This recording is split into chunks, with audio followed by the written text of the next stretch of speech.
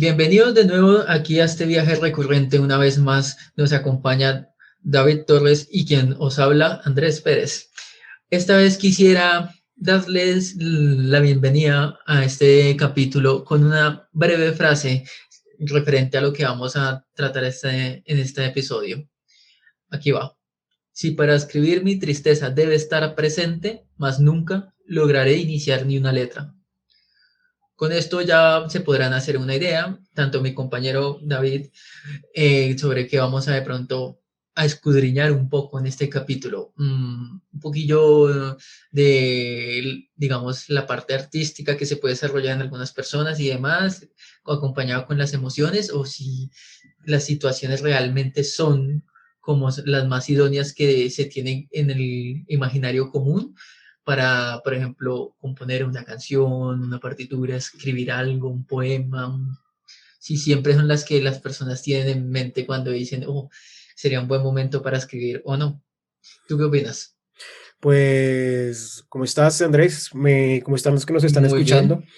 Pues me caló fuerte esa frase con la que iniciaste, porque ciertamente yo soy de las personas que pues antes escribía muy habitualmente, tú más que nadie lo sabes, y con el tiempo, la verdad, he perdido bastante esa habilidad de forma lamentable, ya que pues yo antes, pues como lo decía, escribía muy seguido y ahora se me ha presentado un poco eso que llaman como, no sé cómo se le dice, como pérdida de intensidad a la hora de escribir.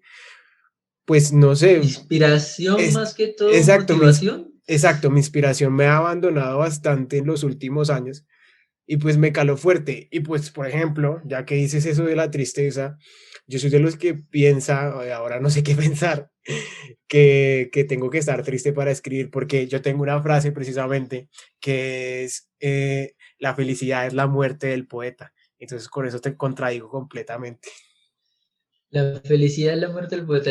Ya la había escuchado con anterioridad de alguien más, pero a ver, yo como te conozco y te he conocido durante mucho tiempo, sí es cierto que también he notado que has dejado de lado ciertos dotes artísticos, ya no es solo la voz, sino el canto, sino también la parte de tocar música, incluso de escribir las frases y los versos que solías escribir en algunos momentos. Yo creo que más que perder la inspiración en el caso tuyo, eh, diría que tomó una especie de viaje o rumbo diferente al cual no lo has logrado ubicar de nuevo. ¿A qué me refiero? Cuando tú escribías y demás hace unos años con todo este tema, mmm, digamos, tu foco de atención en gustos personales era muy diferente al de ahora. Por lo que yo creo que tú dejaste en el camino la inspiración en el pasado como en tus gustos y se fue desviando y no la has logrado encaminar con lo que ahora, por lo que reemplazaste ahora tus hobbies, tus gustos ya, sea en la música, en el cine, incluso en la literatura, con lo que lees y demás.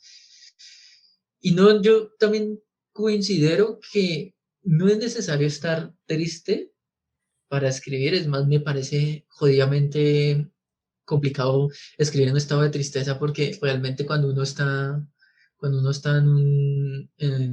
digamos, en ese estado, valga la redundancia, no quiere pensar más allá en nada. Muchas veces simplemente uno se queda, no sé, mirando el techo, mirando una pared, pensando en algo. En mi caso suele ser que me pongo a escuchar música, ciertas canciones, y las repito una y otra vez, y si tienen videoclip, los veo.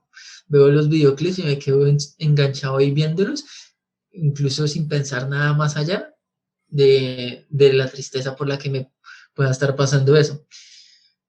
En lo que tú decías de lo del poeta, que la felicidad es como la perdición del poeta. Sí. Sí es cierto que la mayoría de la poesía suele evocar mucha tristeza y melancolía, por lo menos la poca que he leído, porque no soy muy lector de poesía, la verdad. pero, o sea, no creo necesariamente que la felicidad lo lleve a la perdición. Yo creería que de pronto más bien le moldea un estilo la felicidad, que yo creo que la mayoría de las personas si le preguntan qué piensa o qué esperaría leer en una poesía o en un poema que alguien escribió. Normalmente los relacionan con un sentimiento de tristeza, incluso melancolía un poco.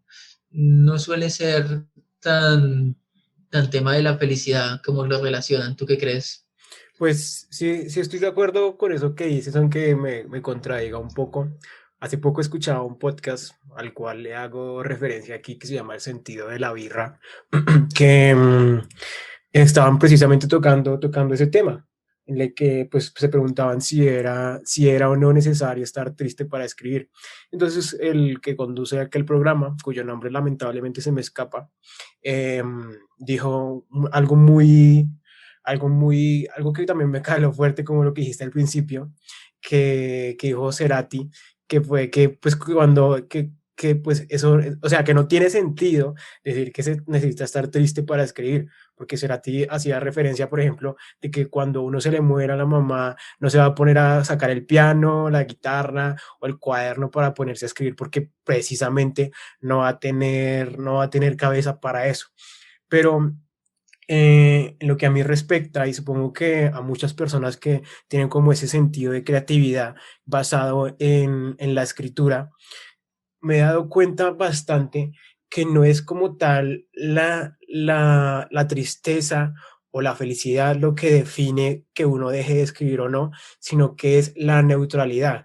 El punto en el que uno deja de tener vivencias, sean malas o buenas, es ahí donde efectivamente puede empezar a desaparecer esa habilidad precisamente. Y creo pues que ahí se podría relacionar mucho respecto a por qué pues he dejado tanto la escritura, porque pues sí coincido bastante con eso que decía Cerati, de que efectivamente uno no se va a poner a escribir el día que uno se le muera a la mamá o a alguien muy preciado porque no tiene ningún pinche sentido, a menos que sea un sádico, ¿no? Menos de que, digamos, viéndolo desde un punto de vista más retorcido, que sea algo premeditado, diga, bueno, o sea, yéndonos para el lado de la ficción, casi del cine y demás, aunque puede que haya alguno que otro caso que se asimile a lo que voy a decir, pero no lo conozco, de que sea algo premeditado donde el individuo prepara ese evento de la pérdida de un familiar para lograr sentarse a escribir. Ya sería otro tema, digamos, sería una premisa realmente atractiva a la hora de hablar, digamos, por ejemplo, de una novela de misterio o de policíaca, o incluso una serie televisiva, un largometraje, centrándose en la premisa de que sea una especie de asesino, el cual premedita digamos, sus crímenes con personas muy cercanas a él, íntimas, que le afecten mucho, para poder escribir. Sería algo curioso realmente. Sí, Sería eso como sí. su motivación. Pero bueno, lo que decías de Cerati, sí es cierto que yo considero que por lo menos uno tampoco en esos momentos va a irse a inspirar y sacar un piano, un instrumento y comenzar a escribir una partitura o algo, o algún poema. Tampoco creo que uno lo haga. Yo realmente estaba pensando más bien en que uno sí escribe sobre esa pérdida, pero digamos, puede que sea unos días, semanas o meses, incluso años después, recordando la persona que uno perdió, pero de manera como mezclado un poco de felicidad con la tristeza por la pérdida, ¿no? O Sí. sea, no es como que yo no me imagino, digamos, a menos de que la vivencia haya sido muy traumática y dura, no me imagino sentarse uno a escribir, por ejemplo, en el caso de que un familiar se le muera, meses después, a escribirlo totalmente ni feliz ni triste del todo, porque digamos, yo creo que es una mezcla de las dos. La tristeza tiene que estar presente para reforzar la felicidad de lo que uno recuerda de la persona, pero también para hacer sentir el pesar de haber perdido a esa persona y lograrlo plasmar en lo que uno vaya a escribir, por ejemplo, en este caso. Yo creo que tiene que dar una especie de equilibrio entre las dos para poder comenzar a escribir sobre un evento de ese estilo. No sé, no sé más allá de pronto lo que me refería que si fue una experiencia demasiado fuerte o traumática o grotesca, por así decirlo, se escribirá con la misma sensación o intención. Incluso, mira que escribir con ira, una vez experimenté algo similar A mí también en me ha una pasado novela. de que uno de mis mejores poemas, el cual está en YouTube, lo escribí con ira. Mm, Y fue uno de los mejores resultados que he tenido en mi vida escribiendo. Por ejemplo, eso es a lo que te refiero. Te iba a decir que, por ejemplo, en mi novela, que estoy escribiendo una novela, eh, un momento en el cual me senté a escribir y estaba con ira, pero estaba con ira con algo totalmente ajeno a la novela y a la escritura y a lo que estaba escribiendo en la novela. Simplemente estaba con ira y esa parte me gustó mucho, pero se salió como de la emoción que quería transmitir en esa parte de la novela. A ver si me tocó arreglar y todo, pero sí es cierto que con ira también es complicado de escribir porque ahí es donde el autor se deja influenciar más por sus emociones e intercede más en la obra, por ejemplo, o en lo que uno quiera escribir. Ya si es algo muy personal, digamos, por ejemplo, algo autobiográfico, pues no pasa nada, digamos, antes incluso creería que es mejor que, digamos, una parte, uno está escribiendo algún evento de su vida o de uno mismo y evoque la misma emoción de ese entonces al escribirlo y se sienta. Yo creo que es favor, ¿cómo dice? Le da un añadido, un plus extra a esa parte. Sí, es cierto. Este, ahí lo que me pone, digamos, un poco a pensar es respecto a los grandes escritores. O sea, esas personas tuvieron que haber tenido una imaginación muy grande para desarrollar historias tan impresionantes como lo, Universos, o exactamente, como sea, lo hay es, por algunos ejemplo, el universos, uf, universo de Stephen King, el universo de qué, de Star Wars, el universo del Señor de los Anillos. O sea, me parece realmente impresionante esa clase de historias que se pueden llegar a conseguir basándose solamente en la imaginación. Es cierto que, pues, efectivamente, muchos de estas personas se basan en, no sé, en lugares paradisíacos, en lugares que pasaron alguna vez por su niñez, en algo que los marcó, pero el punto de crear y desarrollar historias con personajes y muchas cosas se me hace demasiado interesante, a pesar de que ellos no hayan tenido vivencias tales. Entonces ese tamaño de imaginación me parece que es algo bastante increíble. por ejemplo, lo que acabas de mencionar del universo de Stephen King. O sea, Stephen King es uno de los autores con más imaginación que está como en el ámbito popular de la literatura, Sí. especialmente del horror y el terror, porque, o sea, no las he leído todas, pero sí es cierto que las tres obras que me he leído de él están ligadas a un multiverso, que están de cierta manera, de una manera u otra conectadas de alguna manera. Es verdad que la imaginación de este hombre es increíble. Por ejemplo, en una entrevista que le hicieron a Stephen King junto con George R. R. Martin, el de Game of Thrones, Sí. Stephen King mencionó que él escribía a diario, no recuerdo cuántas páginas, pero una gran cantidad de páginas las escribía a diario. Mientras que en ese momento, cuando lo dijo Stephen King, George R. R. Martin lo miró y le respondió que le parecía increíble eso porque George R. R. Martin le costaba realmente escribir tanto en un día y hasta se cansaba y no quedaba satisfecho con lo que escribía, sino que tenía que reescribirlo y reescribirlo.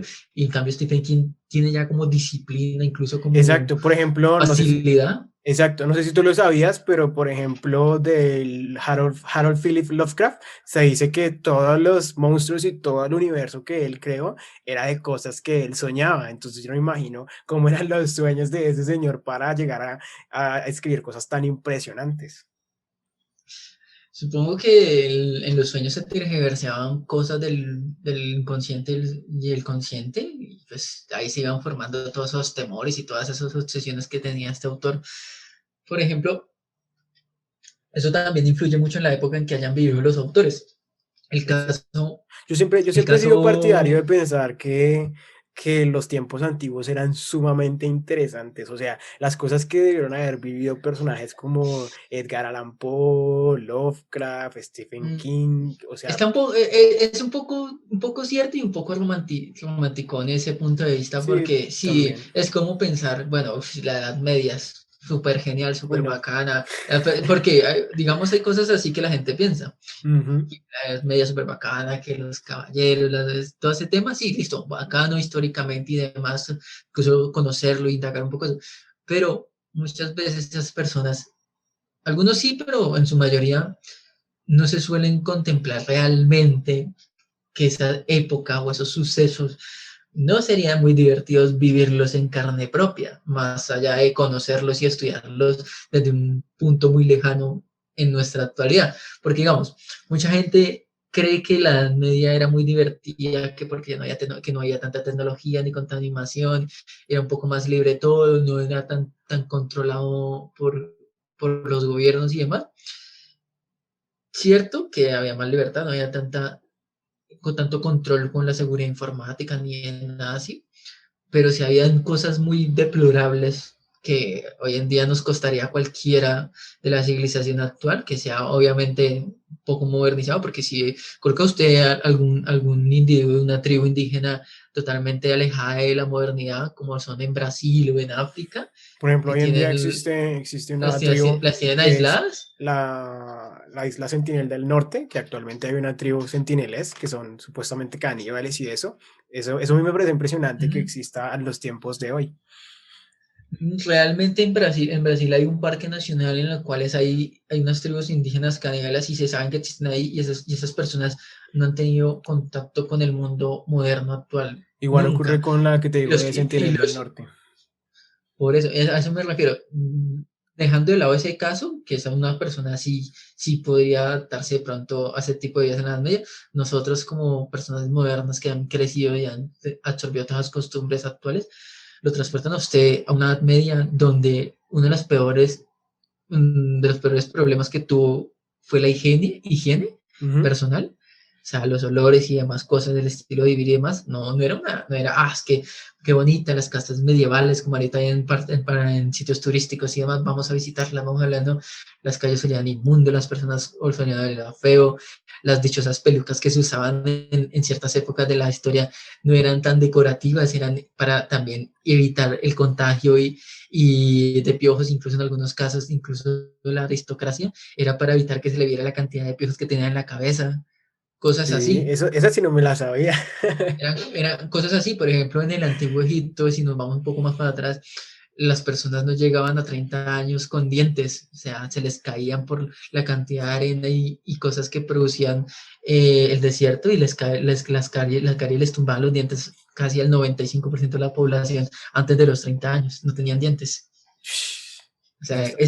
ese tipo de cosas, usted dice, bueno, es bacana la historia, es divertida, fue incluso es interesante haber visto ciertos acontecimientos, pero ya haber vivido de esa época, incluso siendo usted un aristócrata y demás historias, con muchos privilegios que otros no, no es tan divertido, veámoslo así, Pero seamos mira sinceros. que yo pienso que precisamente la falta de tecnología y tantos, digamos, recursos, comodidades y facilidades que tenemos al día de hoy, pueden ser la razón o el significado de que en ese entonces, o bueno, yo creo que es claramente así, que esa es la causa o razón de que en ese entonces hubiera tantos escritores y tantas personas creativas y la causa de que hoy en día estemos faltos de esa clase de personas. O sea, yo creo que en aquel entonces era de alto prestigio, incluso algo casi obligatorio para las personas, pues intentar centrar su imaginación o pensamiento hacia otras cosas. Y por eso es que, pues como te digo, hoy probablemente estemos faltos de muchas cosas Yo, como esas, ¿no? yo creo que eran más obsesivos con esos temas respecto a que no habían tantos medios Sí, de entretenimiento, eso es digámoslo cierto. así, porque hoy en día hoy nos dispersamos con tantas cosas que podemos hacer, ya no solo en un computador, sino en la vida, o sea, muchos medios de entretenimiento que no existían en esa época. Tal vez yo creo que, digamos, en ese contexto muchos autores sí tenían medios de entretenimiento y demás, pero lo que más les llamó la atención en este caso fue la escritura, por lo cual enfocaron toda su atención en escribir y perfeccionar sus mundos.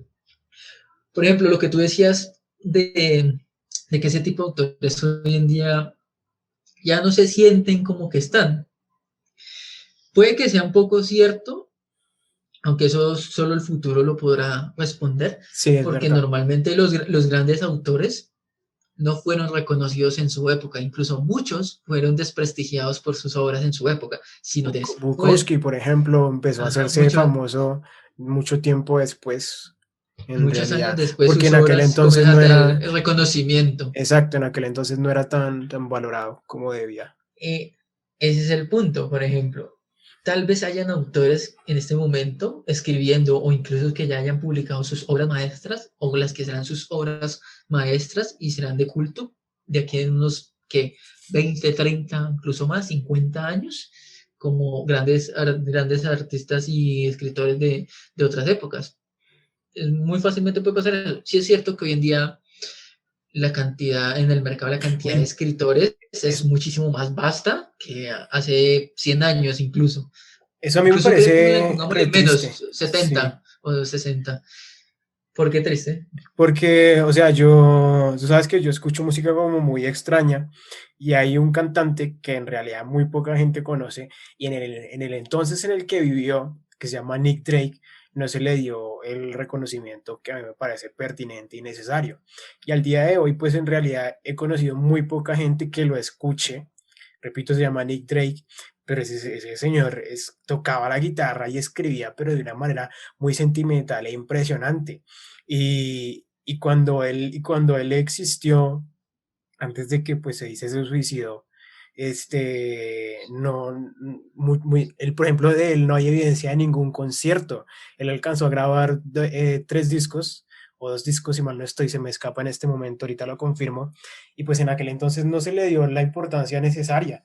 Y, y al día de hoy, pues poco a poco se ha ido se ha empezado a conocer, pero muchos años tarde, me parece muy mal.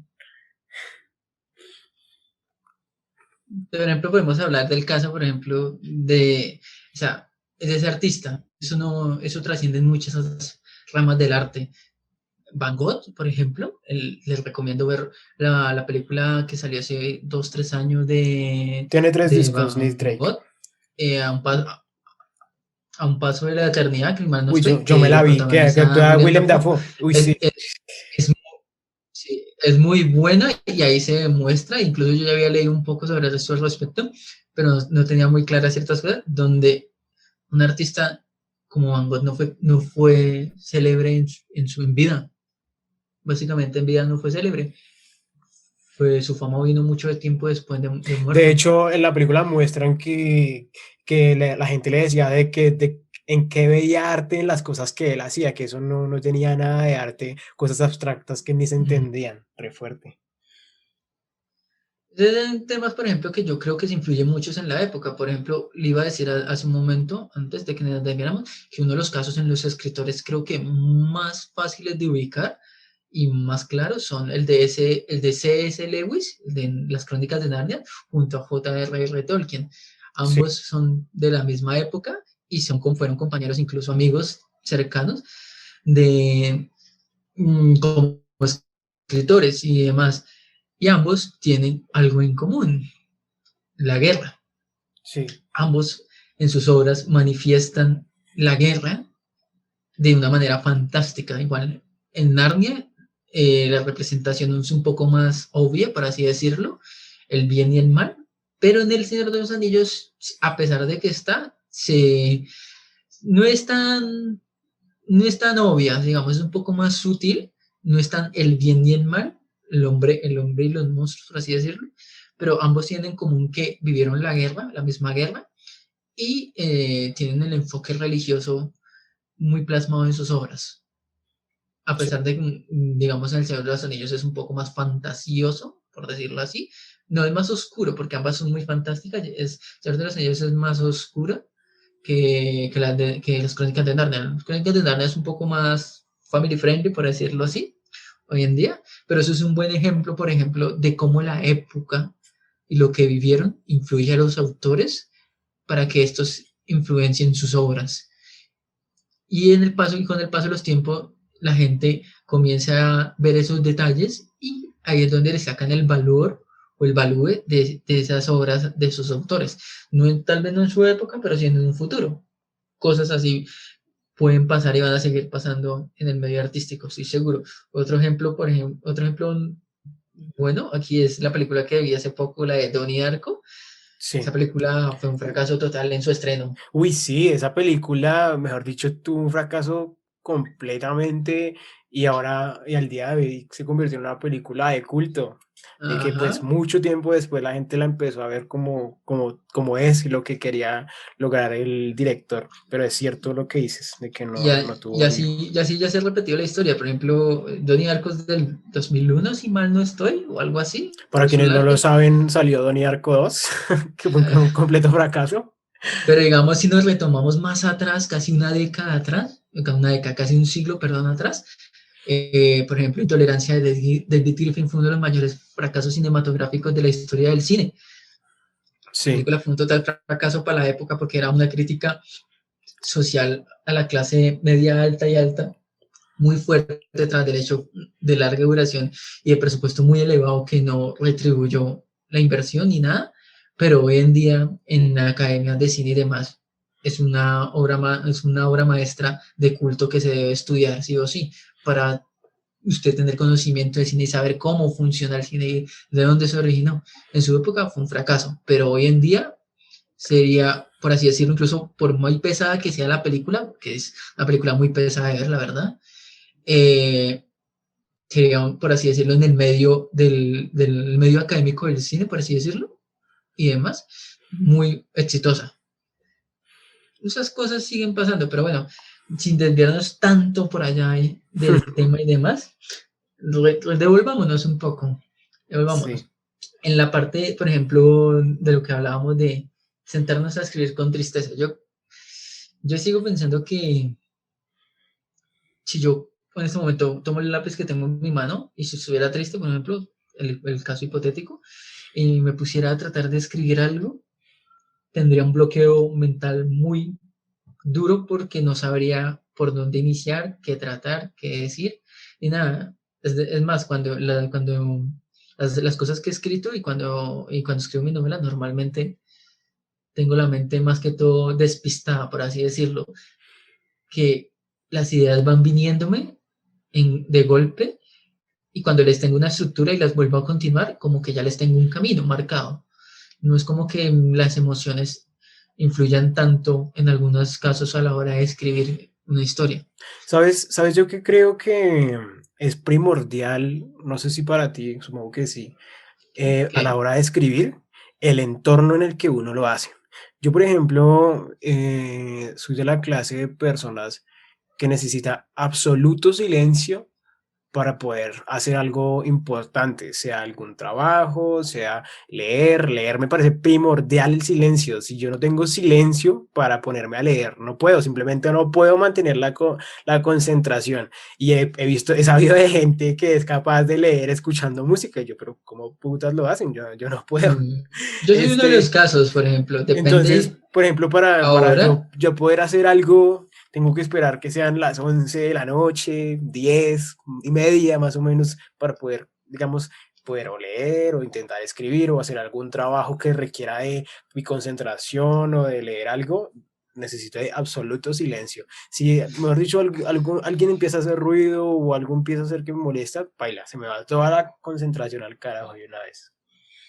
Por ejemplo, en este caso, yo soy justamente una persona de las que tú dices. O sea, yo cuando empecé, digamos, a pesar de que inicié tarde mi estilo de consumir literatura y demás, comencé consumiéndola mientras escuchaba música y dependiendo la obra que esté leyendo, si no es un autor con un léxico muy, muy vasto y digamos muy complicado, o incluso con una trama muy complicada, si puedo leer fácilmente la historia del libro. Por ejemplo, en el caso caso que más se me viene a la cabeza fue cuando leí El perfume. Mm, Perfume. yo, Solo me he visto la película. yo simplemente seguía el libro, iba incluso en el transporte público a la universidad, con mis audífonos puestos y mi música, mi playlist ahí sonando, bla, bla, bla. Y después opté más que todo por escuchar soundtrack para que las palabras de las canciones no se me líen en la cabeza con lo que estoy leyendo, que a veces me pasaba eso. A Ujú. veces mezclaba la letra de la canción con lo que leía.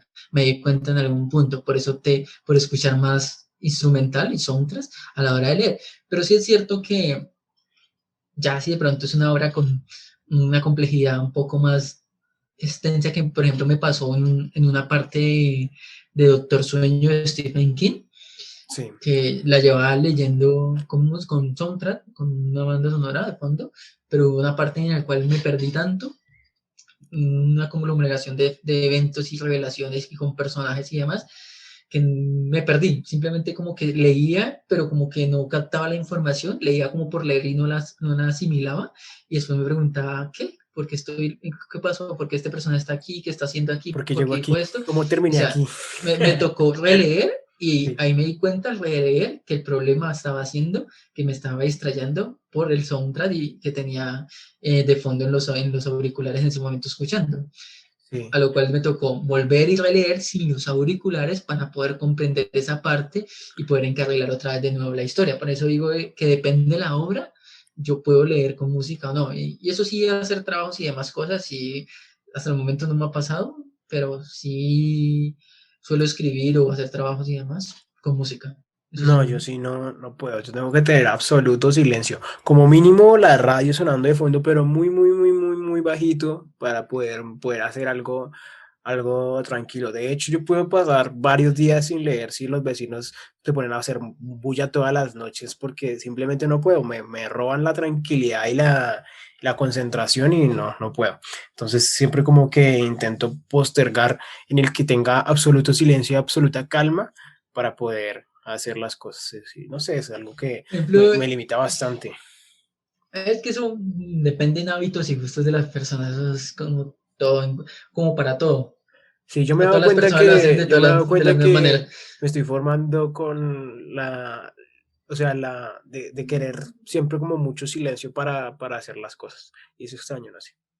Pues en algunos casos, o la mayoría, sí es mejor tener mucho silencio para realizar las cosas de mejor manera, pero por lo menos cuando he escrito cosas así que me han gustado mucho y que me parecen increíbles que se hayan salido de mi cabeza, normalmente han sido acompañadas de música. Sí es cierto que hay como unas excepciones, especialmente que me ha pasado lo de despertarme por un sueño tan vívido y querer escribirlo. Y tengo un par de sueños escritos así, que han sido tan vivos y que me han causado tanto impacto a la hora de despertarme que me levanto y tengo que escribir. Me ha pasado a las 3 4 5 de la mañana y me levanto y los escribo y me vuelvo a acostar. Y Ujú. después, cuando me despierto, los releo y los miro y me pongo a pensar, incluso en ese momento ya no me acordaba bien de lo que había soñado, sino es por lo que lo escribí. Hace poco me En este, pasó que creo que te comenté el sueño, pero ya se me olvidó.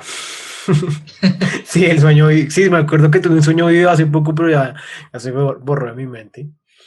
pero ese tipo de cosas usted dice, bueno, mm, o sea, sí se siente mucho la influencia de pronto a la hora de estar escribiendo algo.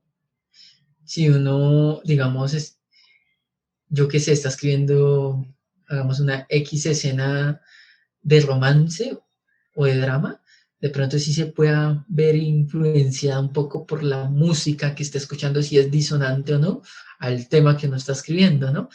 Que de Sí. pronto sí hay personas que les pase eso, que les influencie el estilo de música que están escuchando sobre la escena o el tinte que debería tener la escena y lo cambien sin darse cuenta incluso. Eso ya va en cada quien como pueda pasarle, o sea, a todo el mundo le puede pasar, Sí, pero es cierto.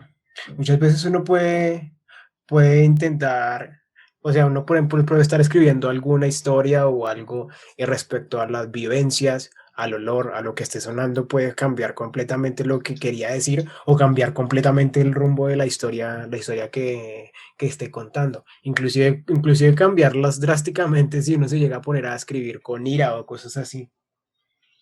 Mm, no me ha pasado por lo menos ese caso, pero sí en grupos que estoy en Facebook y demás con gente que escribe, digamos, de manera amateur, no de manera profesional, ni son escritores ni nada, sí comentan situaciones similares de cómo se han comenzado a escribir algo y se desvían totalmente, pero más que todo por las emociones. A mí me pasó que con mi novela, con la que estoy escribiendo, que tomé una idea que presenté en la universidad para un trabajo y la profesora a la que le presenté eso, que se llamaba Ángela, me felicitó mucho y me dijo algo muy agradable. Y fue una premisa que me gustó mucho y dije, voy a sentarme a escribir un guión literario para un largometraje. ¿Qué te dijo luego qué trabajo habías hecho o qué? Realmente era hacer como una especie de reflexión sobre una vertiente cinematográfica y una película en específico comparada con un libro Sí, y hacerle una especie de... Había que hacer varias cosas para eso, me acuerdo. Había que hacerle un ensayo, primero que todo, había que hacer un ensayo y un análisis a la obra y al libro que estuvieran relacionados desde el punto de vista de la vertiente cinematográfica y demás. Y había que presentar una premisa dramática en base a cómo uno tomó esas obras. sí.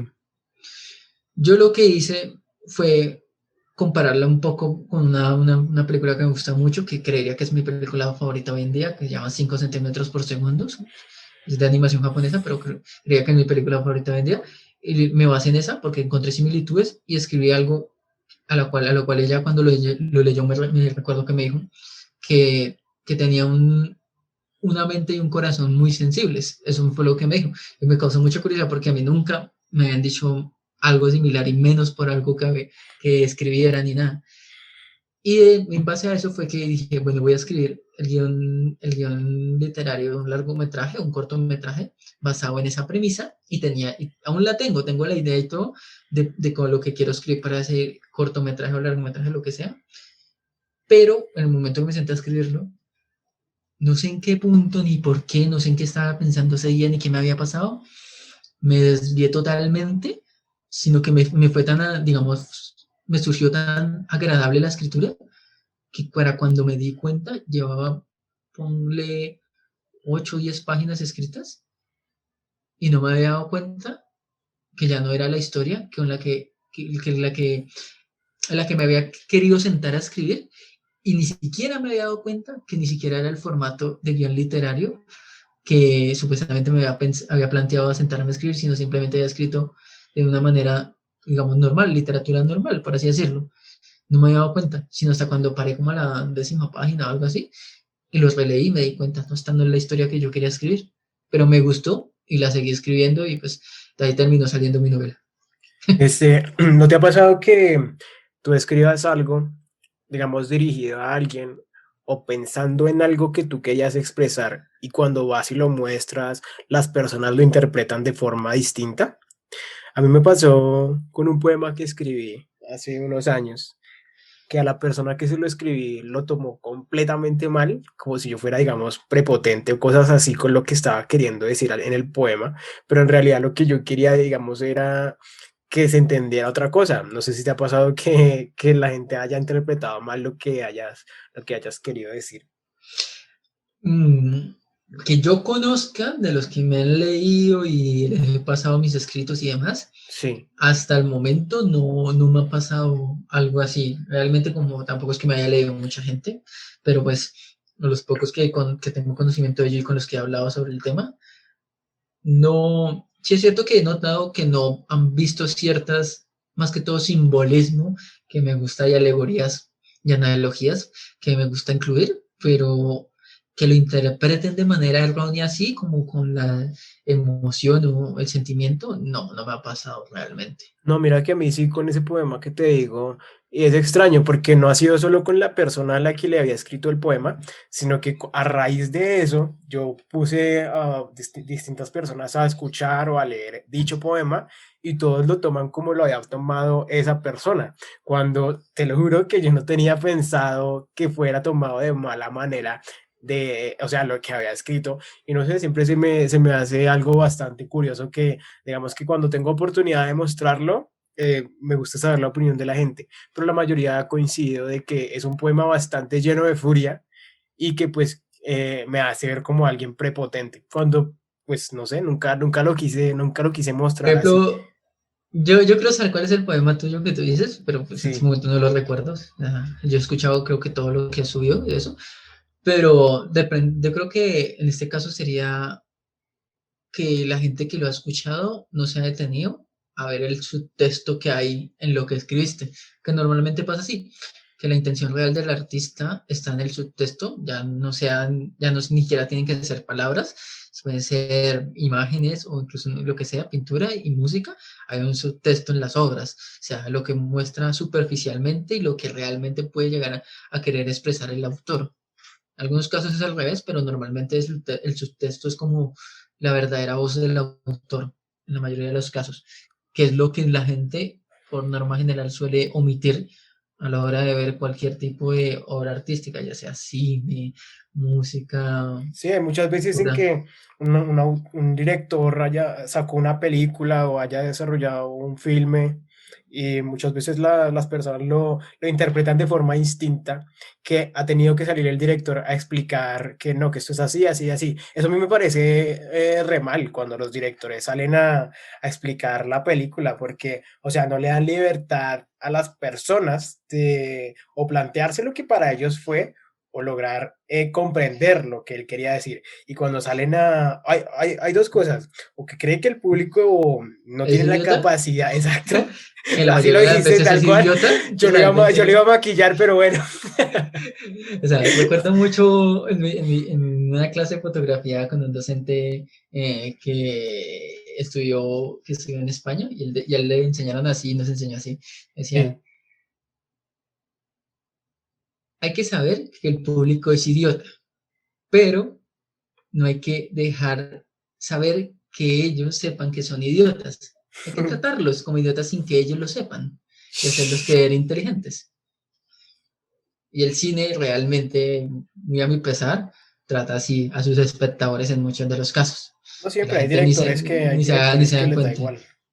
No, no es que les dé igual, ya simplemente es como el medio de expresión artística, que tiene como un poco la norma, por así decirlo, que es como una norma no impuesta, pero sí es cierto que si uno le pone a echar un poco de cabeza, normalmente la mayoría de los espectadores en obra popular o no de cine son espectadores idiotas. No me refiero a que la persona sea idiota como tal, pero sí en el tema de la obra audiovisual y el contexto que quiere mostrar la obra, la interpretan o la manejan de manera idiota. Que hace eso a lo que se refería el docente con el que tuve clase de fotografía en aquella vez. Sí, exacto, como te decía, o sea, si un director tiene que salir a explicar lo que quería decir, o es que cree que los espectadores son idiotas, o algo quedó muy mal realizado o dirigido en la película para que tenga que salir a explicar. Y pues a mí no me gusta que hagan eso, simplemente sí. O sea, si quedó mal o que quisieron decir algo, dejen que el espectador se encargue de debatirlo en su mente y en sus adentros para que pues no tenga que salir a explicar. Entonces, no sé, me parece muy mal cuando salen a hacer eso. Sí, tampoco apoyo eso, pero digamos, puede que en algunos casos sí sea necesario que el mensaje Sí, sea sí, totalmente tan mal interpretado y tergiversado por sí, las es masas. verdad, eso sí es verdad, o sea, con la Eh, generación que de, estamos de, ahora, mejor de dicho. la generación de cristal, digámoslo, Ujú. que son habitantes en su hábitat natural, por decirlo, llamada Twitter. Esos individuos suelen malinterpretar y tergiversar todo a su conveniencia y su cosmovisión, Uy, sí, eso sí es incluso verdad. de formas un poco absurdas, pero bueno, eso ya tema de otro Tema para capítulo. otro podcast. Sí. Sí, eso ya es otro cuento, sí, es totalmente aparte.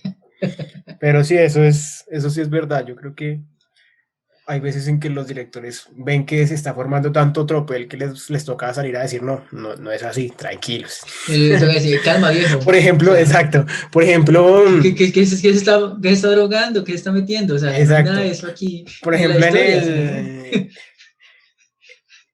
por ejemplo, en el penúltimo trabajo de Rafael Lechowski, hay un párrafo en el que él cuenta o dice que el personaje de él se imaginó estrangulando o golpeando, no me acuerdo muy bien cómo dice, me parece que es estrangulando a una mujer.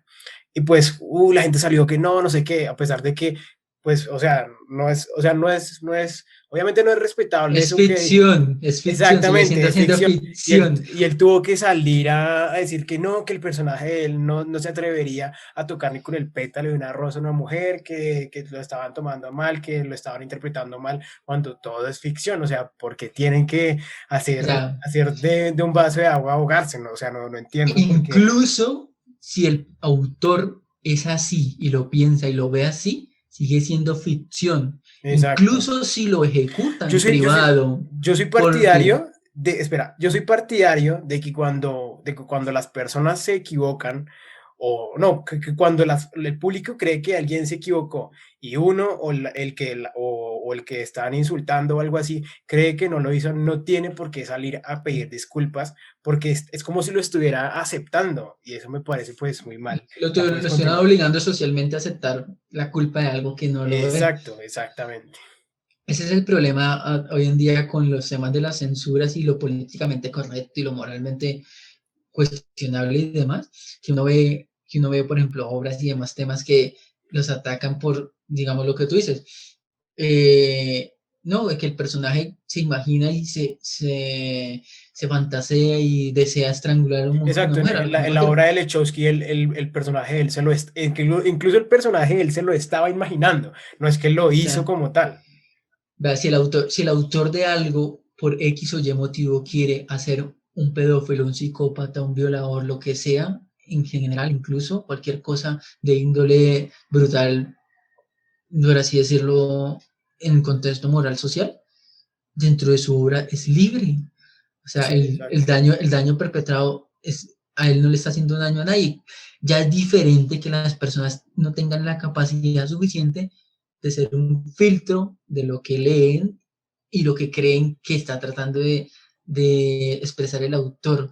O sea, Ahí sí como la a menos frase, de que, yo soy culpable de lo que escribo, no de lo que tú interpretes. o sea, exacto, ya es diferente que de pronto el autor directamente está haciendo una obra que sea su voz real y se especifique desde el inicio y la diga por su voz propia, pero si, así sea cierto que el autor lo quiera transmitir de una manera sutil por la ficción, desde que la persona no lo absorba como propio, va a seguir siendo, es que va a seguir, no, siempre va a ser ficción. O Ujú. sea, eso de que influencian a cometer crímenes y demás es realmente falso porque la persona ya estaba lo suficientemente mal Como para para pensar en hacerlo. ello y para hacerlo, Exacto. que tuvo una brecha de inspiración, por así decirlo, o quiso hacer una especie de tributo a una obra que le gusta mucho de un artista, un autor, en un crimen y ya directamente culpan al autor del libro por lo que escribe, ¿no? Y no se dan cuenta que realmente el problema está, muchas veces recae en cómo vivió la persona antes de conocer a ese Exactamente, autor. como por ejemplo, que ya nos estamos saliendo bastante, el tema de los videojuegos, que siempre culpan a los videojuegos por lo que hacen o que hacen, cometen niños o personas Ese que es, cometen crímenes ese es y un no se buen ponen a ejemplo. ver cuál fue el pasado de esa persona, o sea, qué eventualidades o qué eventos de su pasado lo llevaron a realizar tales cosas y culpan directamente a lo último que lo influenció o lo último que Ajá. evidenció. Por ejemplo, en mi caso, digamos, un caso ya más personal de lo de la escritura es, a mí me encantan las historias crueles y los personajes totalmente mm, brutales, por así decirlo, con sus acciones. No necesariamente con violencia ni actos sexuales, pero sí a la a la hora de expresarse e interactuar con el mundo. Sí. No significa por eso que yo le esté diciendo a los que me vayan a leer que lo hagan o sean así, que Ujú. porque mola mucho, sean geniales, ¿no? A mí me gusta ese tipo de historias porque son algo que me parecen muy llamativos a la hora de ver una historia, porque si vamos a hacer una historia incluso a lo cotidiano de la vida real, se puede tornar una mierda muy aburrida. Como Ujú. también puede pasar que sea mucho más brutal la vida real que muchas historias de ficción, Es que así, eso puede pasar. la realidad supera la ficción muchas veces. Eso sí es cierto, en muchas ocasiones la realidad es mucho más brutal y transmite mucho más que la ficción en muchos casos. Sí, Y la gente lo ignora más. Le presta más atención a la ficción que a la misma realidad. Pero lo chistoso es que abogan por la realidad. sí, Esa exactamente. es una contradicción ahí tonta que tiene mucha gente con ese tema. Sí, señor. Pero, pero bueno, ya no es Viernes Santo, ya creo que esto ya podemos decir que hemos concluido con lo que queríamos tratar en este capítulo y creo que lo hemos abarcado lo suficiente como para hacerles entender lo que Sí, queríamos dar a escapándonos un conocer. poco por las ramas, Sí, eso sí, pero pero es parte dando como de la tal. gracia y el encanto aquí de nuestra tertulia. Sí, claro, Ah, ese es el encanto y la importancia de de los podcasts. No sé si tengamos algo más por agregar por mi parte, ¿no? por mi parte, no, más allá que decirles que procuren ser un filtro con todo lo que consumen audiovisualmente, en literatura y demás, incluso en la música. Procuren Sí, ser un filtro. Eso lo menciona un personaje, las ventajas de ser invisible, que es un profesor, con el sí. protagonista que se llama Charlie. Sé el filtro del libro, no lo absorbas. Es un filtro. Exactamente. Y pues ya con eso podemos concluir. Gracias por habernos escuchado. Como siempre, compártanos, denle like a todo, denle click a todo lo que vean por ahí. Y pues nos escuchamos en el próximo episodio. ¿No? Hasta luego. Hasta luego, que estén bien.